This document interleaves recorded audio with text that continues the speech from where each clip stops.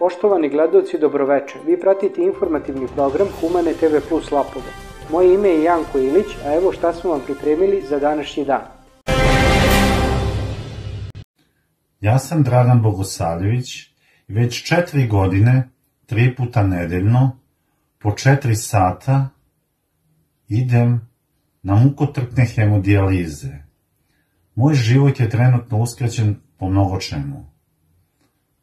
Sada mi se ukazala prilika da uradim transplantaciju bubrega u Belorusiji.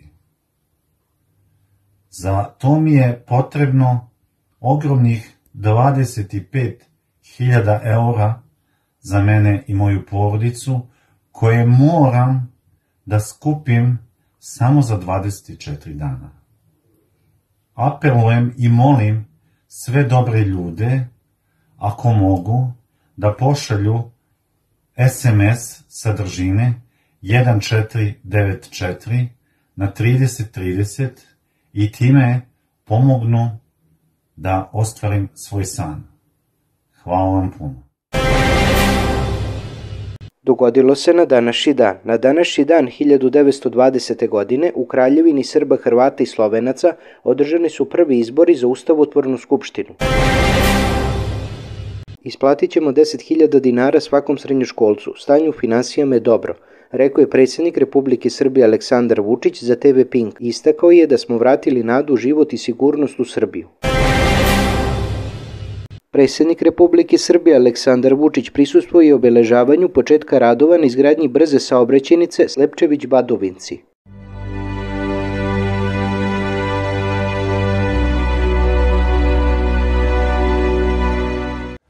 Porodica je svetinja i kičma i stub svakog društva.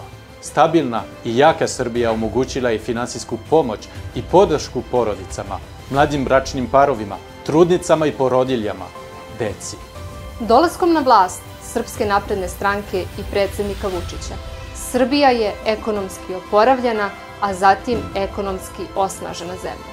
Srbija mora da ostane ekonomski stabilna država koja ima odgovoran odnos prema svom narodu. Imamo snage, volje i energije da nastavimo da guramo Srbiju napred. Nastavit ćemo. Ali zato nam je potrebna podrška našeg naroda.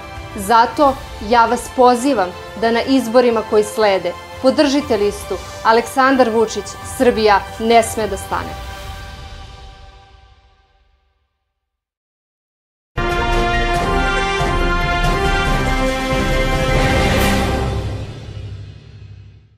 Vremenska prognoza. Sutra u Lapovu kišovito. Temperatura od -3 do 4 stepena. Poštovani gledaoci, pratili ste informativni program Humane TV Plus Lapovo. Vidimo se sutra u istom terminu. Ostanite sa nama.